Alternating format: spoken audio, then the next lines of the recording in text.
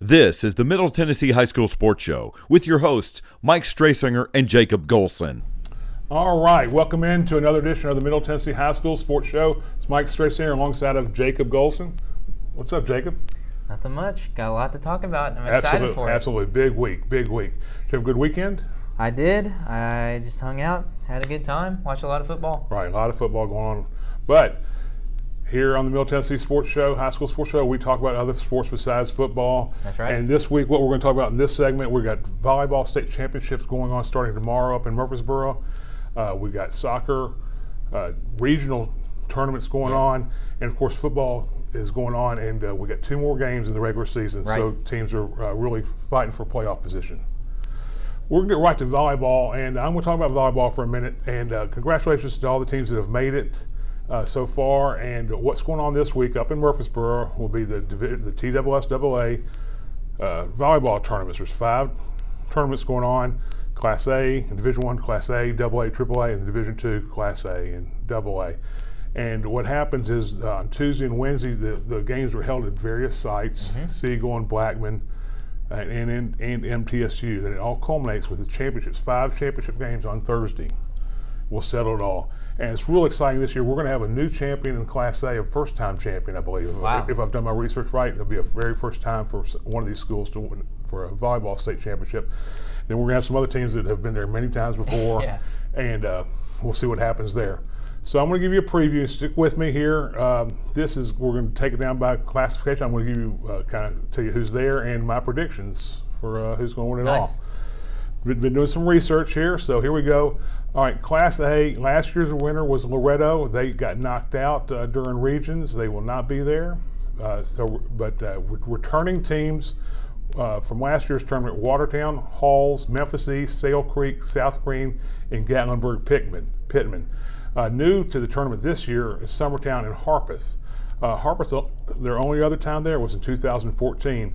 Now, Summertown's been there many times, 17 times overall, but only 2 finals, but 0 championships. Wow. Okay, so they're looking for their very first state championship. Now, Sale Creek lost in the finals last year.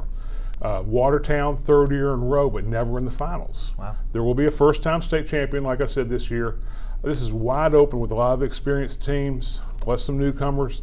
I'm going to go with Sale Creek based on experience, because this thing, as you know, volleyball is a game of momentum, and I think the team that has been there before and under these conditions will have the best chance. Okay, because momentum is such a thing. You got to know when to use those timeouts. You only get two per set, unless it goes overtime. Then you get a 3rd one.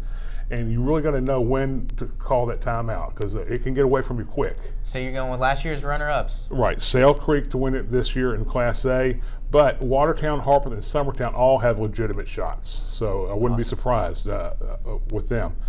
Last year, AA, last year's champ was Portland. They made it back, and they're actually looking for a 3-peat. So I'm, leaning that way. Nolensville is making their very first appearance at state. And Sullivan South now is making their 31st appearance at state. 31 years they've been there. 5 championships already in their trophy chest. Now Nolensville has been rolling, so maybe, but it's hard to win your first time there. Yeah. Okay. Yeah. It really is. And now Livingston Academy is making their 8th appearance at state, but it's their first since 2001. So it's been a long time for them. I'm going to go with Portland again. I like experience in these things. Of course, I could be wrong, but I'll go with Portland with the 3-peat. Nice. Class AAA, Brentwood High School. They're looking for their 7th in a row. They've been to the tourney now 28 times with 14 state championships. That's unreal. There's not much drama here. Ravenwood is there again, but Brentwood beat them every time in every match this year, including recently in districts and regions. Brentwood all the way, Shea Eggleston, Piper Drazik, and Riley Kale to lead the way. Division 2A, last year's champion Knoxville Webb, not back this year. So it's wide open. Concord Christian, team from East Tennessee, they lost in the finals this year, so they're probably a good bet this year. I think they'd be the favorite. However, Good Pasture is back for their 11th appearance with 5 titles to their credit. And King's Academy now, as they're making their 2nd trip ever. Also, St. George's is back for their 11th trip to state. I'm going to go with Concord Christian here. Nice. Okay, whoever they knocked off Knoxville Webb along the way, so I got to lean their way. Division 2A, Division 2 AA. Okay, this might be the toughest, tightest tournament there. We got Briarcrest, Baylor, Harpeth Hall, and Knoxville Catholic. 4 quality teams, very good team. I expect a lot of 4 and 5 set matches here. Now, last year, Briarcrest beat Baylor in the finals. I was told that Briarcrest and Baylor lost a lot to graduation, but apparently they haven't missed a beat. Harpeth Hall is back, and they're playing so well. And then Knoxville Catholic is new to this division, but they're no slouch, so they got a shot. But after talking to some insiders, I've got some, I don't know, scoop or whatever. I'm going to go with Briarcrest to win it all here. Okay, so all that being said, that's who I'm picking. Now our schedule, it's kind of confusing these first couple of days. It is a double elimination tournament, okay? So tomorrow, Tuesday, there'll be most teams will play 2 games. Right. Some will go on, some will go home. At Blackman High tomorrow, Sail Creek Tuesday tomorrow at 11 a.m., Sail Creek versus Summertown, and Harpeth versus Watertown. That's a huge game. Harpeth versus Watertown, 12:30 p.m. That's at Blackman High. In Class AA at MTSU, we got Portland versus Lexington at 9:30 in the morning. Nolensville versus Livingston Academy at 2 p.m. Tuesday, still staying with Tuesday. In Class AAA Tuesday, Dobbins Bennett versus Ravenwood 9:30 in the morning, and Daniel Boone versus Brentwood at 12:30. Then in Division 2A, Good Pasture versus Kings Academy at 11 a.m. This is at Siegel High School, and at MTSU. Moving on to Division 2 AA at Siegel High School, Knoxville Catholic versus Harpeth Hall at 2 p.m. All right, so that's our volleyball thing. I'm going to be there through the week, and I'm going to be tweeting out reports or whatever. So please follow us along at Mthsss Sports Show on the Twitter, and I'm going to be there. There'll be some still shots, some videos. I'm going to try to do a report back here on the YouTube channel every day if I can. Yep. Okay. So this is a great time of year. Volley. It's very intense. I love the game. Anything can happen. Absolutely. It's going to be a lot of fun. So we'll be right back with a soccer preview. Thanks. All right, we're back, and now we'll take a look at the regional soccer tournaments. Jacob is going to tell us the teams that we have from the Middle Tennessee area that are involved in the regional tournaments. Yep. So the regional tournament's going on this week. We're going to start with Class Single A. The teams we're concerned with that we're going to be watching here in Middle Tennessee, we've got Huntland, Cascade, York Institute, East Robertson, Merrill Hyde, Smith County, Harpeth, Culleoka, Richland, and Baylor Collegiate. And all these games are going to take place on Tuesday and then Thursday, and we'll get those results out to you as we can. Moving on to Class AA, the teams we're concerned with are White House Heritage, Hume Fogg, MLK, White House, Murfreesboro Central, Fairview, Sycamore, and Nolensville. We'll keep you updated with those results. Moving on to Class AAA, we have Siegel, Coffee County, Franklin County, Stewart's Creek, Mount Juliet, Gallatin, Hendersonville, Lebanon, Dixon County, Ravenwood, Brentwood, Hillsboro, and Clarksville. Moving on to Division II Single A, we've got CPA. They have a bye week, so we'll keep you updated with that. Yeah, they don't play to what? Saturday. Yeah, okay. So they've got a break, and they'll play the winner of ECS versus Boyd Buchanan. Moving on to Division II AA, we have Harpeth Hall, Innsworth, JP2, and Father Ryan. All right, and that's a cool deal because this is not double elimination, it's loser goes home. So Yep. That's that. Great season, thanks, but you got to go now. Like you said, we'll be tweeting out results as we get them. So good time of the year for the soccer too. Those games are going to be taking place on Tuesday and then Thursday, and then we'll keep you updated with the results. As best So we be can. ready. Yeah, tweet at us so we know. Okay, at Mthsss Sports Show. All right, Jacob. Now we're talking football picks of the week. Okay, and we're getting down to it. We got 2 regular season games left. And next week, what we're going to do is that's going to be it. Okay, we got this week to pick, and we got next week to pick, and then that's going to be it for our little contest. Gotcha. Okay, because then it's playoff times, and we'll be going deeper into stuff and making some predictions on the playoffs and stuff. So, in each region, the top 4 teams make the playoffs, and very simple. If there's a tie, the head-to-head matchup is the first tiebreaker. Okay, so the TSSAA sports.com website, very good website. They have the standings there. It's easy to follow. The TSSAA has been doing a great job with everything this year, and it's very easy to find. And so a lot of these games have playoff implications, and there are some that we're going to be talking about that are non-region games. So you got to, some teams got to question, do I rest my players for a big region game at the end, or do I play out, or whatever? It's a tough call on some of these. So as you know, we have a contest, a cumulative contest for the whole regular season, and we've been keeping a running total. And the loser will pay $50 to the other one's charity. My charity is the World Wildlife Fund. Jacob's charity is Project Runway? Yeah, Project Runway. Okay. It's a national prison ministry called Men of Valor. Okay, very good. Yeah, that makes more sense. Yeah. And we'll give $50. And right now, the standings, Jacob is in the lead. We both had tough weeks last week, went 5-3. It's very unlike us. We've been doing pretty well, but we had some upsets maybe, or we just didn't see it. For sure. We didn't see it the right way. Last week we both went 5-3. Overall, now I'm 59-16. That's batting .787. That's pretty good, But Jacob, 62-14. 816 winning percentage there. That's strong. I'd put that up against anybody's, really. But there's only a difference of 2 or 3 games here and there. So these next 2 weeks will tell the tale for sure. We pick. I give Jacob a choice every week. I make a list. He picks list A or B, and this week he took B. So I'm going first with A. So here we go. All right, Siegel 0-5 in region, 0-8 overall. At Blackman 4-1 in region, 4-4 overall. Unusually down year for Siegel this year, and one of the some might consider one of the toughest regions in the state. I certainly agree with that. They're still looking for their first win of the year. They need to keep looking because Blackman will get this one.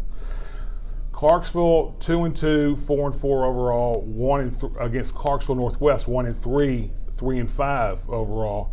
Northwest is still alive for the playoffs, but they would need a lot of help, and they'll get no help from Clarksville as the Wildcats take care of business and secure their playoff position. Franklin Grace 0-5, 0-8 at DCA 3-2, 5-3. Coach Paul Wade has the Wildcats of DCA back on track and back to their winning ways, and they'll easily take care of a winless Franklin Grace. Nolensville 4-0 and 8-0 at Franklin. 1-3, 3-5. Okay. Franklin got it handed to them last week with a lopsided loss to Brentwood, 33-7, while Nolensville beat Maplewood 23-10. Although this is a non-region game and these schools are in different classes, I think a lot of these kids still know each other. So it's going to be a tough battle, I think. This is going to be a tight game.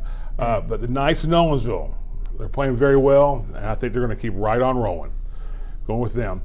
All right, this game, y'all. Pearl Cone, 4-0, 8-0 at Independence, 3-1, 6-2. This is a great matchup. 2 of the premier programs in the state. Pearl has big wins over Cane Ridge, Hillsborough, MBA, and East Nashville. I mean, those are solid wins. Indy has wins over CPA, Blackman, Franklin, and Hendersonville. Quality programs there. Now, both teams might be looking ahead, like I kind of mentioned before. This is a non-region game, and both of them have big region games next week, although Pearl's kind of got it locked up, okay? Franklin Independence will be playing Ravenwood next week. Huge game. I don't know if they're going to be looking ahead or overlooking Pearl Cone or what. This is so tough to call. It really is all about the attitude. I think if these two teams lined up and went 100% and didn't make any mistakes, I would go with Pearl Cone. I think they're the better team. Their defense is solid. They have so much speed. They hit hard. And I'm going to go with the Firebirds on this one. Nice. Okay? And I hope I'm right. All right, Hickman County 2-2, 4-4 at Loretto 1-3, 3-5. It's a non-region game, but this is still a big rivalry game down in those parts. It's been a long season for Loretto, and they need to win to salvage a 500 season. While Hickman County appears to be headed into the playoffs, I'll go with Hickman County in a close one. Wayne County 1-3, 1-7 overall. At Perry County 0-4, 0-8 overall. Wayne County, though, even despite that bad record, they're still in a playoff chase. But Perry County is probably out of it, and they're looking forward to basketball season. So I'll go with Wayne County on that one. Warren County 3-2, 4-4 overall. At Riverdale 3-2, 5-3. Tough matchup here. Very, very closely matched teams, it seems like. But after looking at a common opponent, Blackman beat both, but it was a much closer game with Riverdale. So I'll go with Riverdale on this one. Houston County 3-1 overall, 7-1. I'm sorry, 3-1 in region, 7-1 overall. At Stewart County, 2-2, 6-2. Houston County is a 1A school, and Stewart County is a 3A school. And those are, kind of tough picks sometimes. One team at the top, one in the middle of their respective regions. And when in doubt, we'll go with the home team, Stewart County. Nice. All right, Dyer County 3-1, 6-2 overall. At West Creek 1-3, 4-4. Dyer County wins this one, but not by much. Okay. And then Livingston Academy 3-0 at 8-0 overall. At York Institute 1-3, 2-6. I'm going with the Academy over the Institute in this one. All right. Nice. Boom goes the dynamite. All you. All right. Starting off List B, we've got Forest 8-0 overall, 4-0 in region. At Cascade 2-6 overall, 1-3 in region. Cascade champions would love to play the role of spoiler and knock off. Yeah, it's a great nickname. They Cascade would love to play the role of spoiler and knock off an undefeated Forest Rockets team, but it's not going to happen. I'm thinking Forest is going to finish the year undefeated, so they got to get by Cascade here to do it. So I'm going with Forest. Next game is McEwen, 5-3 overall, 4-1 in region. At Community, 1-7 overall, 0-4 in region. At 5-3, the McEwen Warriors, they've won all five of their games in their last 6 games. They're red hot, and they're traveling to a struggling Community Vikings team. Got to go with McEwen here. Easy win for them. Next matchup is Dixon County, 1-8 overall, 0-4 in region. At Fairview, 6-2 overall, 4-0 in region. Mike and I win this. Fairview lose their season opener to Page with a 38-6 loss. It was a blowout. We weren't that impressed, but since then, Fairview, they've been on an absolute tear. To finish the year, they've got a homestand, and I think they're going to get this homestand started off with a great start with a win over Dixon County. Next matchup is East Nashville, 6-2 overall, 2-2 in region. At Good Pasture, 3-5 overall, 0-4 in region. What do you make of East Nashville? That's the question. I think they're pretty good. Well, they lost the Pearl Cone 2 weeks ago, and then they screwed my record because I took them to win over Stratford, and they lost. But I think that was thanks to Magic Moore's record night with 56 carries. Yeah. That's unreal. I think East is going to get back on track here. I wouldn't imagine they're going to lose 3 weeks in a row, so I'm going to take them over Good Pasture. I like that one. Next game is Smyrna, 4-4 overall, 3-1 in region. At Laverne, 4-4 overall, 2-2 in region. This is going to be a very close game. The Smyrna Bulldogs lost their first 2 games of the year, then they won 4 straight, but then they've lost their last 2 games. However, these losses include games against East Nashville, Centennial, Cane Ridge, and Ravenwood. So very, very good teams they're losing to. Laverne, on the other hand, they've been very inconsistent. Anything can happen because this is a rivalry game, but I think Smyrna is the better team, and they should win. Next game is Eagleville, 6-2 overall, 2-2 in region. At Mount Pleasant, 5-3 overall, 1-3 in region. This is my coin flip of the week. Really could go either way. These teams have played against similar teams, and the outcomes are very close. I could honestly see this game going into overtime, but it's been a month since Eagleville has played on the road. Without their home crowd, I don't think they're going to win over Mount Pleasant. So I'm going with the Tigers of Mount Pleasant here. Okay.